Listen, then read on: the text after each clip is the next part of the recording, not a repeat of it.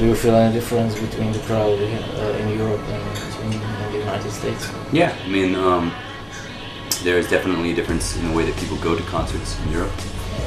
People go to concerts in Europe to discover new music still, whereas in America people go to concerts to like sing along to bands they already know. And so it's a lot easier to sort of build a fan base in Europe than it is in America. Is that what happened during your 50 stage show, which you did last year? I mean, that's a totally different thing because you're playing lots of places that you should never play. You know, like America's a really big place, and there's a reason that no one does a tour of all 50 states. Because there's lots of cities that you shouldn't play, and places that you shouldn't play because there are people there, but there's not enough people to make it worth it. You know.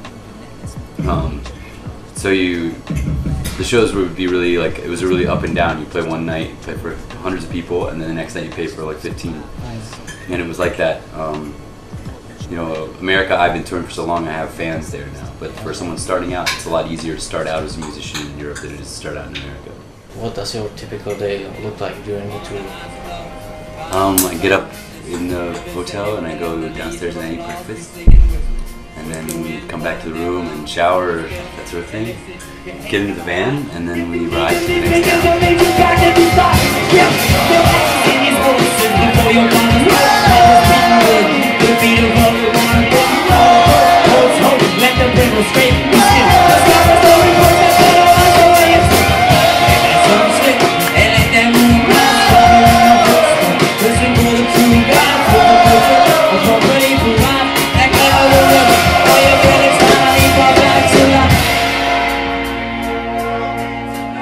Is that what happened today? Today we got into town a little early, and so we had some time. We couldn't get into the hotel, and so I just went for a walk for like 2 hours around Brno. Your first public show? My first show. The first show that we ever did on tour, there was like 50 people there. I started the show by freestyling. This is like 14 years ago. And I started the show by freestyling, and everyone was really into it. And then I played my first song, and then everyone walked away. And the room was empty. And how did you feel on stage? Terrible. Terrible. But I kept going, and look at me now. I'm here. And is freestyle rap still a thing nowadays, or is it declining? It's a dying art. Yeah. People don't really do it. Not the way that like the rules that I was raised doing it, where you actually freestyle, where you actually make up things, where you don't have anything pre-planned. That doesn't really exist that much anymore. So yeah, I kind of feel like an old samurai. Necromancers, Unicorns, the 90s, the Light Bright, and the 63 tacos that you must eat before you die. Unicorn Ranch. This is dedicated to Kanye's mother's tummy. See, Kanye West had to get some shit off his chest. His mother died just trying to reduce the press, and now his mind's all a mess. And so he canceled all his tours and shit, called me up quick. He learned I had a superpower that could change all of this shit. I could not travel through time, take it back to 89, so we could switch over to the 90s and his mom would be alive. Nah, this is not exactly the plan that was involved. I was not gonna take a Doc Brown, hit 88 and 1, and go fast all the way back to the future. In fact, it's switch it up and change it. Warn his mother, don't touch it, Ted's cat. Because as soon as that TV doctor operates, it's gonna make some problems and you collapse in your heart rate. See, this is not what we did. Kanye West knew that I had a magical power to raise the friggin' dead. I am a necromancer, rolling D20s at least, and I ride around on a unicorn, a skeletal beast. See, this unicorn is half dead, died in the ark. Back when Noah tried to put him inside of the boat, he's retarded, so he couldn't make it up the ramp. So I raised him back from the dead, half alive, unicorn, hold his head. And so I rise into the city of shy as Kanye West is on the coffin with tears running out his eyes. And I say, Kanye, hold on for a sec, just pause. He gives me a D20 and I let the dice swing and fall. And while the dice bounce across the concrete, at least I'm holding my fingertips over Kanye's West mother, rest in peace. And so a little tip of tap, and then the dice stop on 20 in fact, and it's a perfect resurrection cat. Kanye West's mom raises up as fast as that, and all of a sudden she's back to life together, holding up her hand. Praise Jesus, Buddha, Allah, oh my God, astronaut is raised Kanye's mom. Why the name Astronaut? What's the origin? I thought it sounded cool when I was 15. Yeah. That's it. Yeah. So it was just you, or did you agree with all the other guys from the band? No, this is just me. Yeah, this is me. Yeah. I'm not one of those people that can just sit down and go, today I'm going to write a song. Some people are like that. I'm not like that. I have to sort of have the lyrics come to me, which is annoying, but it's the way it goes. Sometimes you just end up like, I've literally ran out of the shower naked and started writing lyrics because I was like, don't forget it, don't forget it, don't forget it. And just like the shower running, no clothes on, soaking wet, like typing it into my phone. So what inspires you in general? Anything? Everything. I mean, there's so much. The world is an endlessly inspiring place. If you can't be inspired by something that is beautiful, or something that makes you angry, or something that makes you happy, like then you are a numb person, and I'm worried for you because it's really easy to look around and be angry. It's really easy to look around and be happy. It's really easy to look around and see beauty. It's really easy to look around and see horrible things. You can see all of this, and if that doesn't inspire you to create, then you're not a creative person. Tattoos. When did you get your first one? And is there a story behind it? My first tattoo is this one right here. It's so blurry and faded now you can't really tell.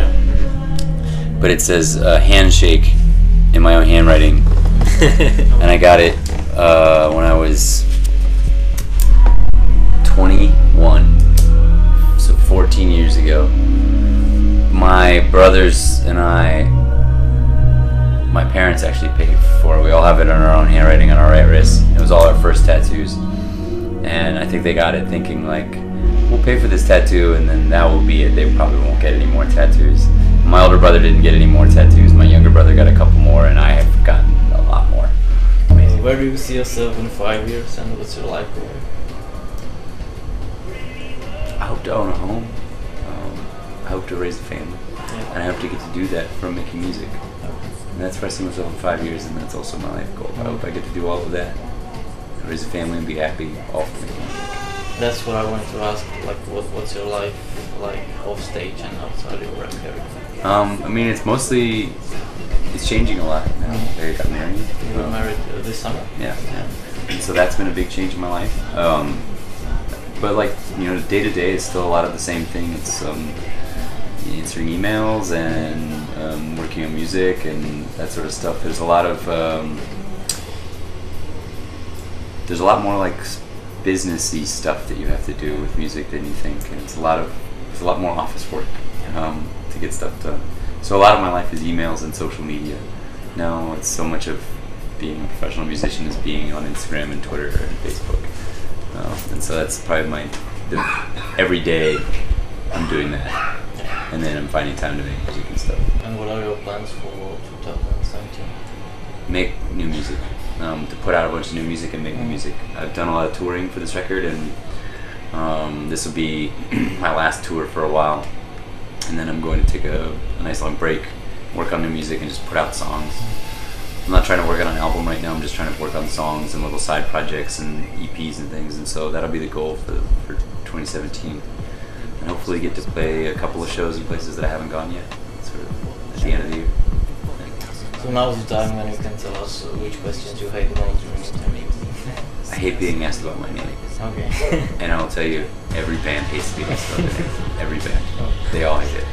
And my last question is, what is the impression of your shows? What do you want to pass on? I want it to be catharsis, like a church almost, but with no God and lots of whiskey and sweating and dancing. But it's really important for me too that it is like a community experience. That people are bumping into each other and sweaty and like making friends and like knocking each other's drinks over and apologizing and helping each other out and being connected and together. When you listen to an album, especially now because we all listen to albums on headphones now, it's such an isolated experience. And I really like that. I like listening to music on headphones. I like putting on music and disappearing from the world. But I want, when I perform live, for that to be the opposite. It should be sweaty, and it should be loud, it should be chaotic, and it should be communal. It should bring people together. Albums sort of push people apart. Concerts should bring them together. And do you get more of that in the United States? It just depends on the city. My fan base is built so DIY, and so like every city is word of mouth. If someone told the right someone to tell the right someone to eventually get a crowd like tonight, then it's great, and the shows are always nuts. But then there's still some cities that I play for 15 people, and there's still some cities out there where, you know, even when I play for a bunch of people, they all just stand there like zombies. But not in the Czech Republic. Czech Republic shows are always the most fun. So you're excited about the shows? Super excited. Like there's a reason now that we end our tours in Prague all the time, because the Prague shows are the best. It's my favorite place to play in the world. So that's it. Thank you. Thank you very much. Cheers.